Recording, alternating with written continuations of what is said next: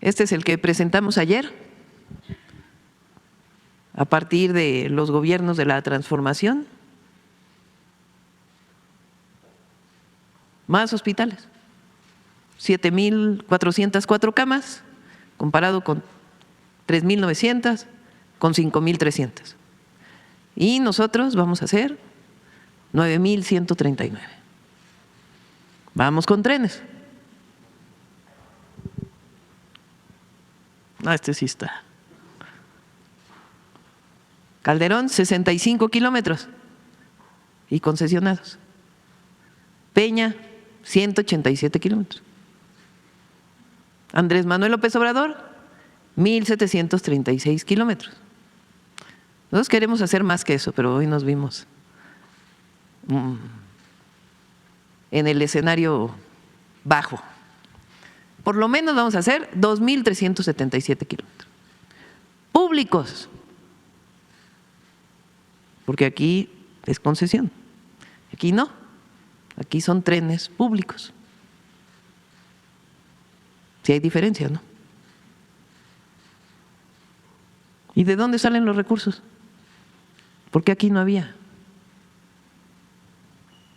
¿O qué obra recuerdan así trascendente, impresionante, única del periodo de Calderón?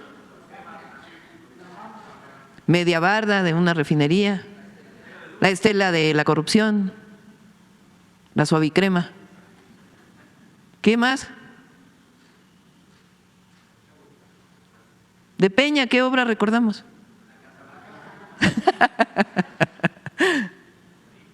Bueno, hizo como 10 kilómetros del tren de Toluca a Ciudad de México. De Andrés Manuel López Obrador, ¿qué obra recordamos? Tren Maya, Interoceánico, Refinería Dos Bocas, AIFA, Aeropuerto de Tulum, Mexicana de Aviación. Y acá pues Tren Maya de carga, trenes del norte, el Insurgente, el Ciudad de México Pachuca. Eso lo presentamos en otra, porque es una sorpresa que les tenemos. Nada más de trenes. Todas las carreteras que hemos presentado aquí, todas las obras de agua. Estamos haciendo una obra de agua en 2,300 municipios del país.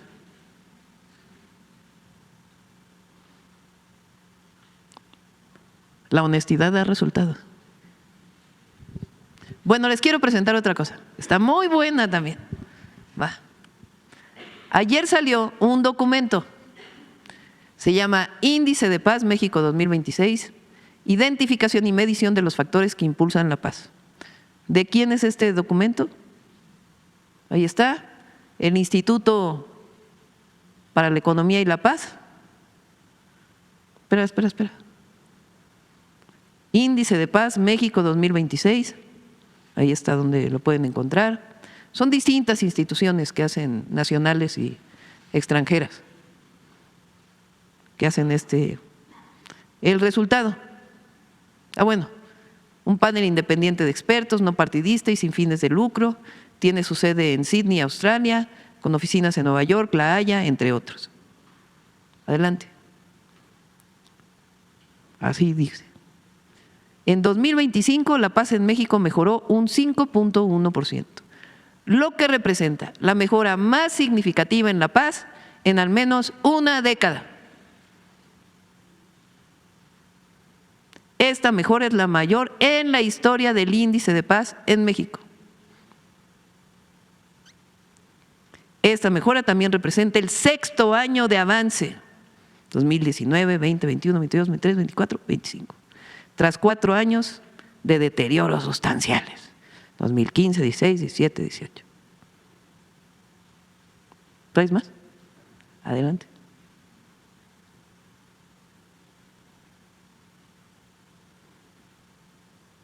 crecimiento, crecimiento, crecimiento.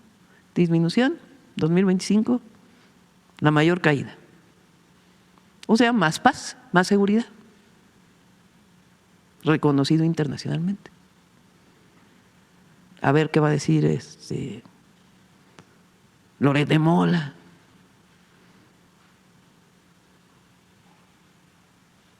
Y otros. La honestidad da resultados.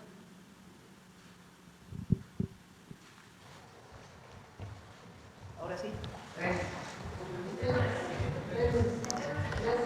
Trenes, a ver, compañero.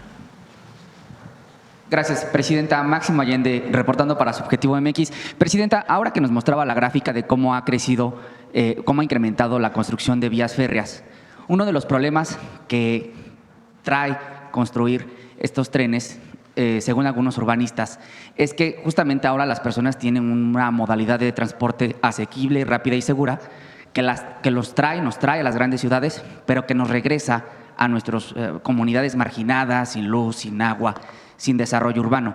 Al respecto, ONU Habitat, cuando se construyó o se empezaba a construir, de hecho, el Tren Maya, reconoció el desarrollo territorial y urbano que se iba a hacer alrededor de las estaciones. Toda vez que, bueno, pues la gente, el pueblo en general, no es que queramos devastar la selva o invadir un predio, digamos, de un cerro o de un área cercana a una estación del tren, por querer, sino pues porque necesitamos un espacio en donde vivir. Al respecto, quisiera preguntarle, Presidenta, si con este nuevo desarrollo de trenes que se está dando, no solo el México Insurgente, ahora el México Pachuca, los otros trenes que están anunciando, ¿qué modelo de desarrollo está viendo SEDATU para las ciudades que tengan una estación? Si habrá mejoramiento de alumbrado público, si habrá algún programa especial alrededor de las periferias de estas estaciones. No solo eso, se trabaja en la conectividad con el tren. Esa es la tarea de Andrés. No solamente es la planeación del tren y en su caso cuando participan como constructoras empresas privadas hacer la licitación y llevar a cabo la obra junto con Jesús Esteban, sino la conectividad que tiene que haber de otros modos de transporte para llegar a la estación. Ese es lo primero. Y lo segundo, como platicó Néstor, este trabajo de derecho de vía nos da la oportunidad no solamente de comprar el terreno para desarrollar el tren, sino del desarrollo comunitario. Muchísimas comunidades indígenas participan con su consulta indígena, con la metodología que se tiene que llevar a cabo. Y en esas asambleas, pues la propia comunidad dice, a ver, bueno, aquí va a haber el tren, pero es muy importante que si hay tren, pues tiene que haber todo esto, de acuerdo con lo que dice la comunidad. No algo que viene de arriba, lo que a mí se me ocurre que tiene que haber en tu comunidad. No, consultando a la comunidad cuáles son las mejoras que tiene que haber. En el Tren Maya, el general Vallejo les puede platicar la cantidad de caminos, la cantidad de mejoras que hubo para todas las comunidades. Digo el general Vallejo porque participó en esa obra. Pero en lo que estamos haciendo ahora es lo mismo. Si alguien se inconforma, pues no es que lleguemos con la policía a quitarlos, porque nosotros no creemos en eso, sino a ver, ¿por qué te inconformas? ¿Qué problema hay? ¿Qué es lo que necesitas? Y en consenso se va construyendo un desarrollo distinto, un desarrollo equitativo y sustentable. Entonces, una obra de transporte público que genera bienestar. Presidenta, ahora atendiendo la indicación, el nuevo reglamento de las 3 preguntas, permítame plantearle 2 preguntas más sobre política nacional. Y es que este fin de semana en el equipo de Subjetivo hicimos un esfuerzo importante, la verdad, para poder cubrir esta manifestación en Chihuahua en defensa de la soberanía. Hace unos momentos, en un medio corporativo nacional, la gobernadora Maru Campos negó, y cito, categóricamente que se hayan utilizado recursos públicos para imposibilitar la llegada de las personas manifestantes, lo cual es una mentira, Presidenta, porque nosotros documentamos los vehículos de las juntas de aguas. El titular de esta misma dependencia estatal de aguas pues fue documentado en redes sociales encabezando él los operativos para detener los vehículos que iban a llegar. Bueno, nosotros documentamos, Presidenta, una zanja de 8 metros de largo y de 1,5 metros de profundidad que abrió esta misma junta de aguas a un costado de los manifestantes que estaban cruzando ese mismo día, y al día siguiente regresamos, Presidenta, y la zanja pues en tiempo express fue reparada, ¿verdad?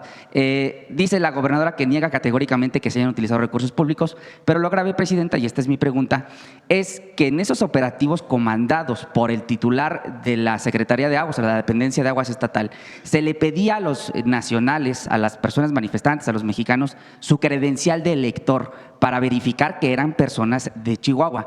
Al respecto, quisiera preguntarle, presidenta, ¿desde cuándo se necesita un pasaporte o documento especial para ingresar a cualquier entidad de la República siendo mexicano? No, nunca. A menos que hayas cometido un delito, pues se te pide tu identificación o que vayas a entrar a algún sitio. Hay libre tránsito en México, totalmente. Lo que está en el fondo es, digamos, para no entrar en el debate, que en todo caso le tocaría a instancias respectivas ver si hubo uso de recursos públicos o no. El asunto aquí es la libertad de manifestación y quién la ejerce y cómo se ejerce. Y que cada quien tome su opinión a partir de lo que fue público y notorio. O sea, no puede ser que quien habla de libertad como parte de su consigna política coarte la libertad de manifestación. O sea, lo que habla pues es de mucha inconsistencia, por decirlo menos. Si va a haber una manifestación, pues que haya una manifestación siempre y cuando sea pacífica, ¿verdad? Aquí en la Ciudad de México hay cantidad de manifestaciones y a nadie se le dice, pues no, se te abre una zanja para que no puedas pasar. Entonces el asunto es lo que se dice y lo que se hace, la coherencia, la consistencia. Entonces todos pueden ver en las redes sociales lo que ocurrió con esa manifestación, como si hubieran sido ciudadanos, pues no. Entonces, si vas a hablar de libertad, sé consecuente y habla de libertad. Si vas a hablar de libertad de expresión, sé consecuente y ejerce la libertad de expresión. Entonces, una manifestación, como hay miles en todo el país, todos los días, pues que permitan libremente que se ejerza la libertad de expresión y que la gente tome sus decisiones. Eso es para mí lo que está en el fondo. Para no entrar en la discusión de si se usaron recursos públicos o no, que en todo caso le tocan a otras instancias.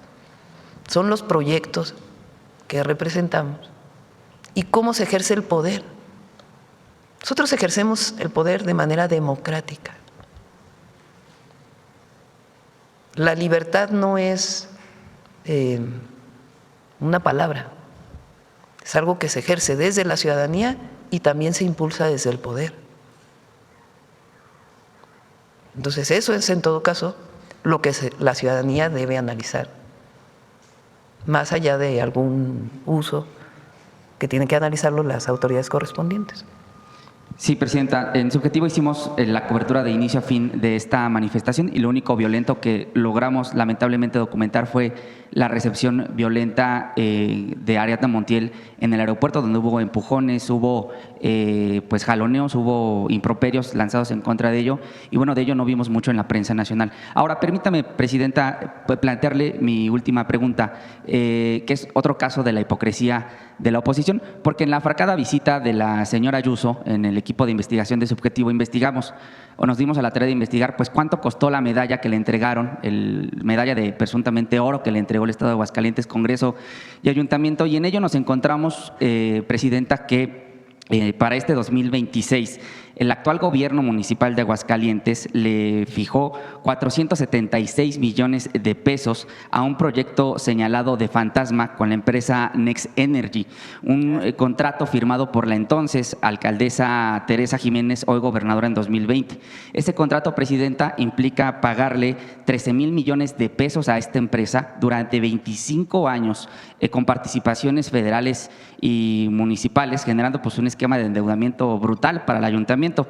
Presidenta, al respecto, y considerando que desde 2022, el entonces dirigente nacional de Morena presentó una denuncia ante la Fiscalía General de la República por este contrato que de hecho ya fue señalado por la Auditoría Superior de la Federación como un contrato leonino y que no hay, digamos, ningún responsable o ningún implicado en esta situación, como sí sucede en otros estados con esta misma empresa. Quisiera preguntarle si su gobierno, mediante la UIF, tiene ya información sobre la ruta del dinero, los posibles beneficiarios del mismo, o pues sí, sobre los responsables de este inoperante proyecto del cual nos ha colocado la primera piedra, o en el mejor de los casos, Presidenta, ¿cuál es la política de la Cuarta Transformación pues para que no se sigan financiando contratos que la misma auditoría ya dijo que están truqueados con pagos multimillonarios? En ese caso es la Fiscalía quien tiene que informar y tiene que dar su conclusión. Sé que sí está en investigación y es la Fiscalía quien tiene que revisarlo. Para todos, cuando se encuentra una irregularidad en el uso de recursos públicos, dicho de otra manera, cuando hay presunción de corrupción de algún servidor público cuando hay presunción de corrupción no es servidor público, es una persona que ejerce malamente sus funciones, hay dos maneras de atenderlo. Una es la administrativa, las sanciones administrativas. ¿A qué te llevan las sanciones administrativas? La puede investigar la Secretaría Anticorrupción y de Buen Gobierno o la Auditoría Superior de la Federación, que depende de la Cámara de Diputados, sacan sus conclusiones, presentan públicamente si hay una irregularidad, la persona tiene tiempo para decir, a ver, yo te voy a decir que estás equivocado, voy a demostrar que no es así. Si en esta situación se encuentra que no fue saldada, entonces puede haber una sanción de la auditoría o ahora del Tribunal Superior de Justicia Administrativa, de una sala anticorrupción. ¿Qué acciones se pueden tomar? Inhabilitación del funcionario. Ya no puedes trabajar en el gobierno. Que tengas que pagar lo que presuntamente manejaste mal. Y ahí se puede presentar denuncia penal. La denuncia penal ya les corresponde a las fiscalías estatales o a la Fiscalía General de la República, que hace su investigación y determina, en caso de demostrar que en efecto hubo corrupción, pues hay o detención de la persona a solicitud de la Fiscalía ante un juez, el juez dicta la orden de aprehensión, o salidas alternativas. ¿Qué salidas alternativas? Paga lo que te robaste, porque es, digamos, una salida alternativa. En este caso y en otros es así, cuando hay presunción de corrupción. Hay sanción administrativa y, en su caso, sanción penal. Y esas son las instituciones. Le agradezco sus respuestas, Presidenta. Gracias. Vamos de este lado, a ver. Buenos días, Presidenta. Jonathan Lozada, en la red IMAXIM FM.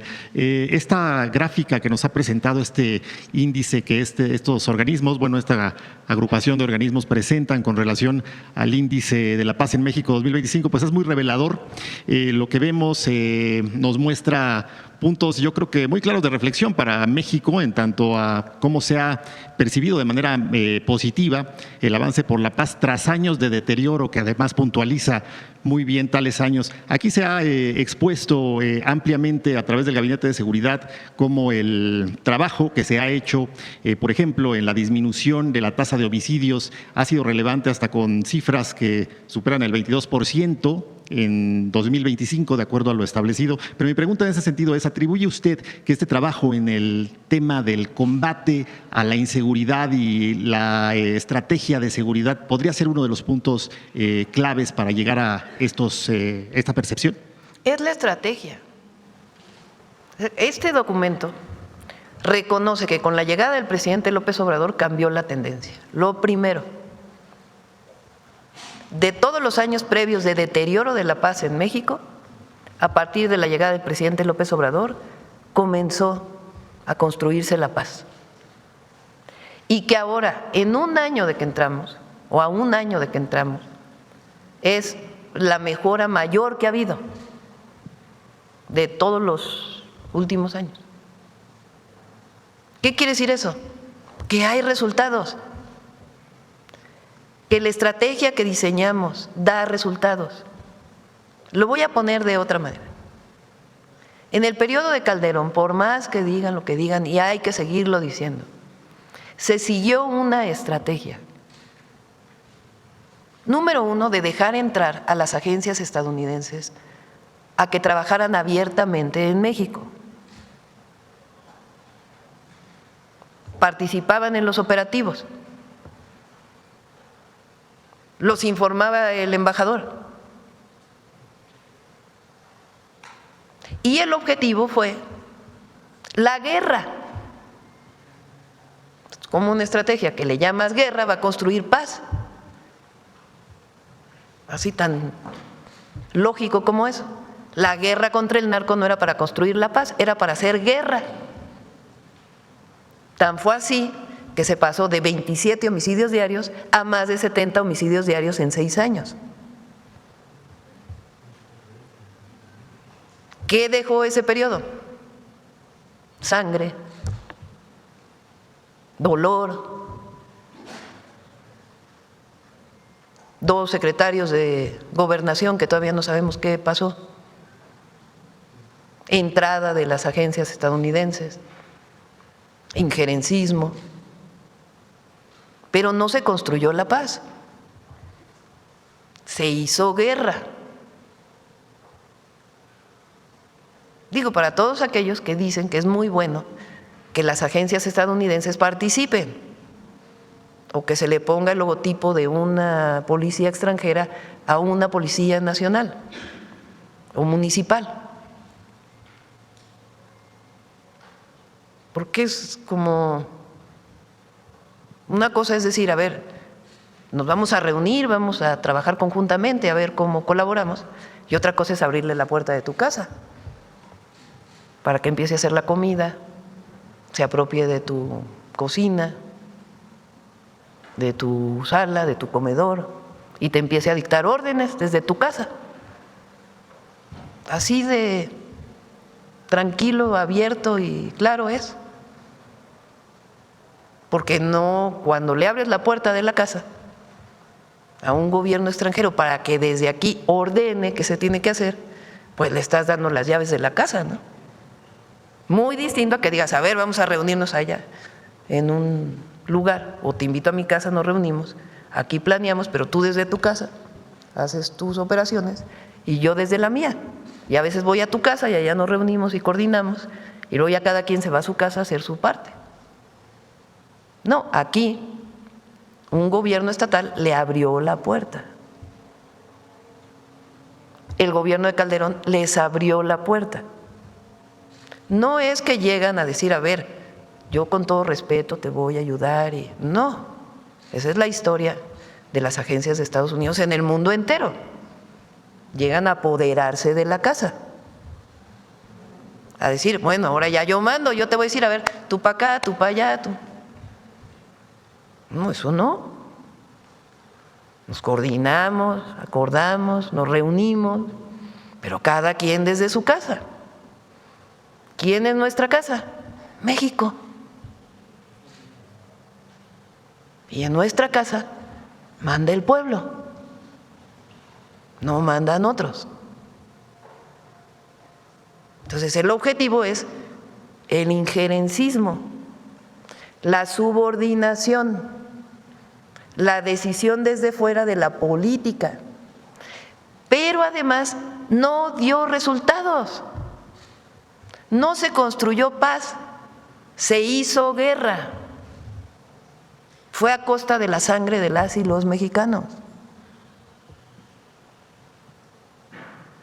Entonces, es muy importante lo que hoy se debate en México y lo que muchos se montan, nuevamente lo digo, porque aquí lo que está a discusión es quién decide en México. ¿Se decide desde afuera o se decide desde adentro? Eso es lo que hoy estamos viviendo en nuestro país. ¿Es nuevo? No. El otro día les mostraba, que por cierto, entre múltiples libros que… Ahorita voy a poner uno que me dio Andrés Layuz, ahí donde lo ven, aparte de ser experto en urbanismo, transporte, es un hombre muy culto. también Jesús, todos los que están aquí. El general Vallejo, bueno, no se diga. No solamente es un general formado, un gran ingeniero, sino aparte habla no sé cuántos idiomas y tiene una cultura extraordinaria. Así son los generales del ejército mexicano. Todos los que están aquí, Néstor. Jesús es ingeniero y poeta. Bueno, Andrés, que es ávido lector, ahora les voy a poner un documento que es impresionante, pero ahorita vamos para allá. Lo que estamos en este momento, y es un llamado a todos los que escriben, porque, a ver, nos extraña del presidente del PRI que diga lo que dice, no, bueno, es que nos va a extrañar. Es uno de los gobernadores más corruptos que ha habido en la historia de México. Que ahora se va a Washington. Es que da risa de la verdad. A decir, presidenta, rompe el pacto criminal. No, bueno. Jorge Romero, presidente del PAN, su director de urbanismo está en la cárcel porque durante su periodo se construyeron no sé cuántos edificios de manera ilegal. Presidenta, rompe el pacto criminal. No, ¿de veras? Aguilar Camín, quien recibía recursos directos de Salinas de Gortari. Y le decía, aguántame por favor porque no ha acabado mi documento que me encargaste, pero págame por adelantado. Ahora es, presidenta, rompa el pacto criminal. No, nosotros rompimos el pacto criminal en 2018, porque el pacto criminal se hizo en la época de Calderón. Y a nosotros nadie nos puede acusar de que hacemos pactos ni por debajo de la mesa ni por encima de la mesa con algún criminal de cuello blanco o de delincuencia organizada. Pero sí tenemos que estar muy vigilantes de hasta dónde quieren intervenir algunos, porque no se puede decir Estados Unidos, porque no creo en eso. Ni siquiera, la verdad, personalmente creo que sea el presidente Trump. Son algunos que lo asesoran, que están ahí. Que, por cierto, como tienen elecciones en noviembre, pues ahora quieren meter a México en sus elecciones de noviembre, en una visión muy electorera de algunos cuantos. Pues no, México no es piñata de nadie. Y tampoco van a intervenir en las elecciones del 27. No, aquí decide México, los mexicanos. Por eso digo que la esencia de lo que hoy estamos viviendo es la defensa de la soberanía. Y gobiernos honestos que han dado resultados o que hemos dado resultados. Porque si no fuéramos honestos, no podríamos estar dando resultados. Si no hubiera honestidad en el manejo de los recursos, no podría haber pensión adulto mayor, no podría haber pensión de discapacidad, no podría haber becas, no podría haber trenes, no podría haber hospitales. Por eso decimos, a ver, ¿qué pasó antes y qué pasa hoy? Ahora les voy a pasar lo que me enseñó Andrés. El otro día fuimos a… ¿Dónde estábamos? En Yucatán, ¿no? En Progreso.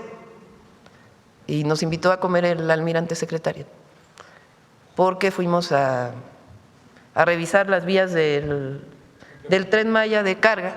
Impresionante, realmente impresionante. La capacidad de los ingenieros militares y particularmente el general Vallejo es algo extraordinario. Y les voy a decir por qué digo eso. Y después fuimos a ver el puerto, las obras que están haciendo de ampliación, y de ahí nos fuimos a un hospital de la Marina que se inauguró. Y ahí estuvimos hablando de justo las intervenciones extranjeras en México durante la comida. Porque realmente es algo, aquí lo dije el otro día, la batalla del 5 de mayo es algo que a todos nos debe hacer sentir orgullosos.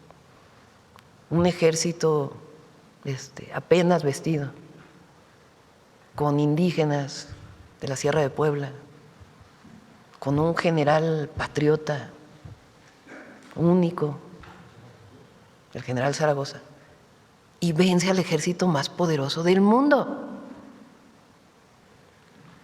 Bueno, ahí contó lo que voy a pasar hoy. Andrés, el general Grant, que fue presidente de Estados Unidos después de la guerra civil, a ver si pones hizo unas memorias. Él fue presidente, combatió en la intervención estadounidense en México y fue realmente quien gana la guerra civil en Estados Unidos y después se hace presidente, generando las condiciones para la abolición de la esclavitud y todo lo que significó la guerra civil en Estados Unidos, la división del norte y del sur.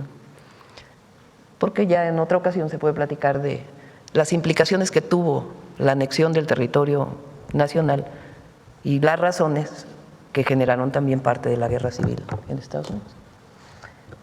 20 años después, en estas memorias que me platicó Andrés, me dio otro libro, por cierto, que también estoy leyendo. A ver, pásalo. Habla de la invasión a México. Ah, mira, órale. Esto está en inglés. Dice, en lo que a mí respecta, me oponía a la medida de invadir México. Hasta el día de hoy considero la guerra que resultó de ella como una de las más injustas jamás libradas por una nación más fuerte contra una más débil. Él fue presidente de los Estados Unidos, participó en esa guerra. Pero lo que nos debe hacer sentir, bueno, se los voy a leer. Vamos a la siguiente. Dice, pero además pusiste esta parte, ¿no? El ejército mexicano en aquellos días era difícilmente, o podía llamarse difícilmente, una organización. Estamos hablando de mitad del siglo XIX. Los soldados eran tomados de las clases bajas cuando querían y a veces cuando no les preguntaban. Estaban pobremente vestidos, mal comidos y muy mal pagados.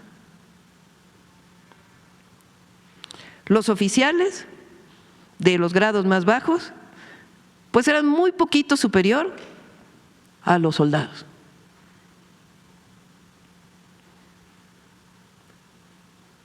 Con todo esto,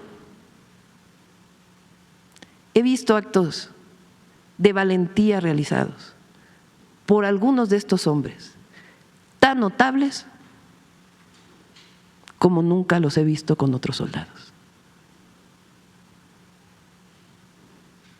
Los soldados mexicanos que lucharon contra la invasión estadounidense, dicho por el presidente de Estados Unidos.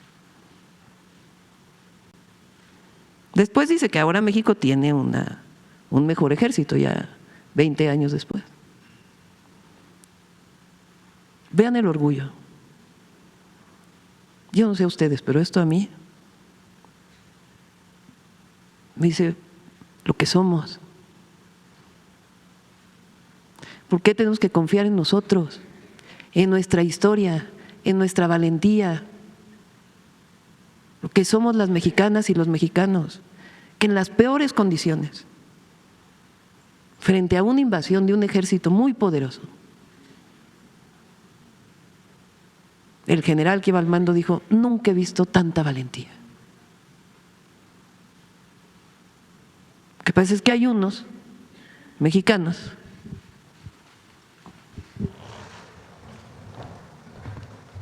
la verdad con muchos complejos, muchos. Dicen, no, nosotros no podemos, no necesitamos que alguien venga a decirnos cómo. Claro que hay que ver experiencias del mundo entero. No, pero los mexicanos podemos, las y los mexicanos podemos. Tan podemos que lo único que faltaba eran gobiernos del pueblo,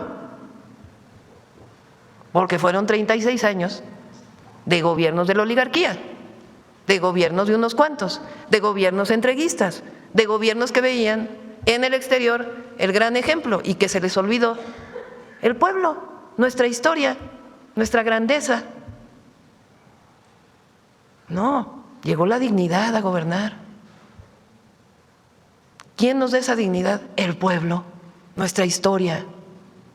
Esos soldados que con poca ropa, mal comidos, eran los más valientes del mundo. Eso es México. Por eso hoy es muy importante la defensa de la soberanía, la defensa de la patria, porque la defensa de la soberanía y la defensa de la patria significa la defensa del pueblo y de las conquistas del pueblo de México. Por eso no hay que dejarse llevar por susurros externos o por hipocresías baratas o por quien tiene otros intereses, que es regresar por sus fueros a gobernar México. Eso es lo que tenemos que decirle todos los días a la gente y que confiemos en nosotros, en las y en los mexicanos y en nuestro pueblo, que miren que ha vivido desgracias, dificultades, pero siempre se levanta. Eso se llama dignidad y eso es lo que hoy tenemos que poner por encima de todo, frente a las visiones injerencistas. Tan podemos que estamos construyendo más trenes, estamos construyendo más hospitales. Tan podemos que está reconocido internacionalmente que estamos construyendo la paz, a diferencia del pasado que se hacía la guerra. Eso es lo que hoy estamos viviendo. Por eso, a mucho orgullo, vamos a salir adelante. ¿Por qué? Porque creemos en nuestro pueblo, en nuestras fuerzas, en nuestra dignidad y en la esperanza. Esa no nos la dan de fuera, esa se construye adentro. Presidenta, ¿y cómo percibe esa dignidad del pueblo, ese respaldo del pueblo en las múltiples giras que ha hecho desde que llegó a la presidencia? Prácticamente cada semana, cada fin de semana, incluso días de la semana, ha estado usted recorriendo prácticamente todos los rincones del país. ¿Cómo lo percibe, sobre todo ante la afirmación que usted ha hecho constantemente de en México decide el pueblo de México? Pues así es. Así como allá en Estados Unidos decide el pueblo de Estados Unidos. Y en Cuba decide el pueblo de Cuba, y en Bolivia decide el pueblo de Bolivia, y en Colombia decide el pueblo de Colombia, y en Brasil el pueblo de Brasil, y en cualquier lugar del mundo es la autodeterminación de los pueblos. En México la soberanía reside en el pueblo, en nadie más. Presidente, en el tema de los trenes también hemos seguido muy de cerca en nuestros espacios informativos, sobre todo lo que se empezó a hacer en el sur, que era durante también décadas territorio olvidado, y cómo ahora vemos una manera esparcida de todas los trenes del sur al centro, al norte. La última gráfica es muy reveladora, que se hizo durante el gobierno de los últimos presidentes. Vuelve a colocarse el tren como eje estratégico. Quiero preguntarle, ¿por qué se vuelve estratégico, Presidenta? ¿Por qué el tren? ¿Y qué significa hoy para México recuperar el ferrocarril, sobre todo el ferrocarril de los mexicanos, el ferrocarril público? El tren es una forma de movilidad. ¿Por qué no lo platicas, Andrés? O sea, el tren, ¿por qué genera desarrollo regional? ¿Por qué es distinto a que si te vas en avión de Ciudad de México a Nuevo Laredo, a todo lo que significa la construcción de la vía del tren? Muchas gracias, Presidenta, con su permiso. Lo primero es que los trenes, y creo que vale la pena recordarlo, son muy, muy eficientes, y se los voy a decir en qué. Se mueven toneladas, puede ser, si es de carga, toneladas de los materiales, pero el propio tren es pesadísimo. son componentes de acero, las ruedas o mover pasajeros. Y lo hace de una forma muy eficiente.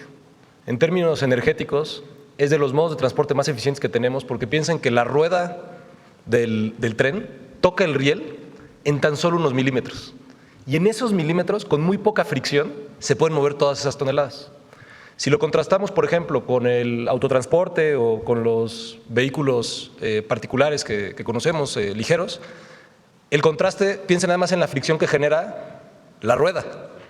Todo el plástico que todo el tiempo va tocando la superficie de rodamiento. Requiere mucho más energía moverlo, el desgaste es mayor. Entonces, esa es una primera eficiencia. Pero después, si lo comparamos, y lo decía ahorita la presidenta, por ejemplo, con los aviones. En muchas ocasiones les hemos mostrado el mapa de cómo se desarrollaron históricamente nuestras vías de trenes desde finales del siglo XIX, todavía la primera mitad del siglo XX. Después, como ya lo señalaba la presidenta, se detuvo la construcción de vías férreas. Pero vean la forma de nuestras ciudades y el desarrollo urbano. Y justamente todas las ciudades, sobre todo, pero no exclusivamente, refiriéndose a los trenes del norte, del centro y norte del país, están construidas alrededor de por donde pasaba la vía. Después, si uno se acerca en los mapas, no solo a las ciudades principales, sino a los poblados, también esos crecieron alrededor de donde están las vías. Y lo que hacen los trenes es que generan lo que llamamos el desarrollo puntual. Muchas de nuestras zonas metropolitanas han crecido horizontalmente de forma masiva porque la gente necesita muchas formas de llegar a su trabajo. Si no llego por esta calle, llego por esta otra calle. Si no es por esta, me voy en micro. Si no me voy en micro, me voy en moto. Si no me voy en moto, me voy en coche, etc. Lo que hacen los trenes es que te dan certidumbre en el recorrido. Y les voy a dar un ejemplo muy concreto del tren en el que estamos trabajando. Por ejemplo, Ciudad de México, va a Laifa el tren, de Laifa va a ir a Tizayuca, de Tizayuca va a ir a Pachuca. Muchas personas estudian o trabajan en la Ciudad de México y viven en Pachuca o viven en Tizayuca. Si vienen por la carretera o por la autopista, tienen incertidumbre sobre su tiempo de viaje, pero sobre todo, si hay algún incidente vial o tal vez un bloqueo, simplemente no llegan a su trabajo. En contraste, lo que hace el tren es que te da la certidumbre de que ese viaje que empieza, por decir algo, a las 8 de la mañana en Pachuca, termina en la Ciudad de México a las 9:10, a las 9:20. Eso no se puede obtener cuando el desarrollo de las ciudades es totalmente contiguo. Tú puedes vivir en Ecatepec y venir a la Ciudad de México tal vez te toma 2 horas. Tendrás muchas formas de hacerlo. Tal vez no te va a bloquear nunca para que sean 8 horas, como a veces puede pasar de Pachuca, pero también nunca vas a tener esa certidumbre sobre el tiempo de viaje y la calidad del viaje. ¿Y qué es lo que pasa? Pues el impacto económico de la Ciudad de México ya no solo es de la Ciudad de México, sino que se expande a lugares como Tizayuca o Pachuca. Y eso lo podemos imaginar en todas las poblaciones intermedias, como decía la presidenta, de aquí hasta Nuevo Laredo, de aquí a Guadalajara, etcétera. Gracias. Presidenta, finalmente, de acuerdo a los últimos levantamientos o estudios del INEGI, Chiapas se presentaba como uno de los estados con mayor analfabetismo. De hecho, la última cifra era superior a 500,000 analfabetas en nuestro estado. Hoy en día se ha implementado un programa que es Chiapas Puede, en el que se ha logrado ya pues sacar del analfabetismo a más de 150,000 personas, compañeros chiapanecos. Y también paralelamente se ha impulsado el único Premio Nacional al Lector de México para reconocer y fomentar la lectura entre jóvenes, principalmente ahora que hablaba de lectores y de esta búsqueda pues de profundizar en el pensamiento crítico. ¿Qué significa, quiero preguntarle, presidenta, para la Cuarta Transformación, impulsar la lectura, impulsar la alfabetización, esto que menciono, el pensamiento crítico, y no solo como una política educativa, sino como una forma de libertad y de reflexión hacia la justicia social? La nueva escuela mexicana, por cierto, el gobernador de Chiapas tiene un gran programa de alfabetización, que a ver si un día lo invitamos a que lo platique, porque es un muy buen programa. Con el INEA están trabajando conjuntamente. La nueva escuela mexicana tiene el objetivo, primero, de no memorizar. O sea, el conocimiento no solo es memorización, que tiene una parte, es permitir que las niñas y los niños se cuestionen por qué. Es formar ciudadanos críticos, que no solamente memoricen una lectura, sino que aprendan a pensar por ellos mismos. Por eso la nueva escuela mexicana tiene muchos de sus libros de texto construidos en colectivo. Discutir con tus compañeros, discutir con tu maestro, no solamente sentarte en tu salón a escuchar lo que te dice el maestro, que a veces es necesario, pero no solo. Entonces, ese es uno de los elementos. Lo segundo es recuperar la enseñanza de la historia. Miren, me ha pasado ahora, lo comparto con ustedes, en las entregas de preparatorias que estamos haciendo, que les pregunto a las y los adolescentes, ¿quién es el padre de la patria? Y se voltean a ver. ¿Quién es Margarita Maza? Y se voltean a ver. Bueno, eso no vino de la nueva escuela mexicana, que tanto critican. Viene del periodo neoliberal, de los nuevos libros de texto que hicieron particularmente Fox, Calderón, en donde no les interesaba estudiar la historia. Bueno, borraron a los niños héroes de los libros de texto. ¿Por qué? Pues porque hablaban del fin de la historia,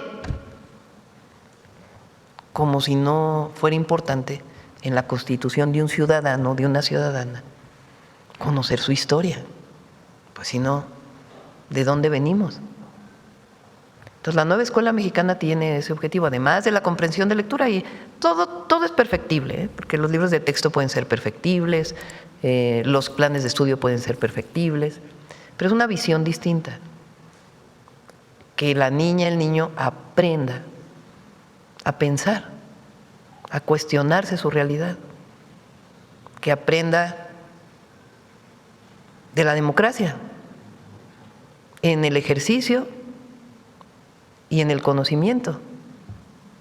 Entonces, una visión distinta que forma pues nuevos ciudadanos. Ese es el objetivo de la nueva escuela mexicana. Y sí, claro, hay que aprender las tablas de multiplicar, pues claro que hay que aprender las tablas de multiplicar. Y claro que tiene que haber comprensión de lectura y todo lo que ya sabemos, pero es una visión distinta de la enseñanza. Y finalmente, Presidenta, sobre el documental de Rápido y Furioso que dijo ayer. Sí, yo creo que lo vamos a pasar, ya son 9:22, lo vamos a pasar para, a lo mejor el viernes lo pasamos o se los pasamos después. Muchas gracias, Presidenta. Sí. Vamos a ver quién, a ver, ¿quién más? Ya son 9:22. Ya vámonos.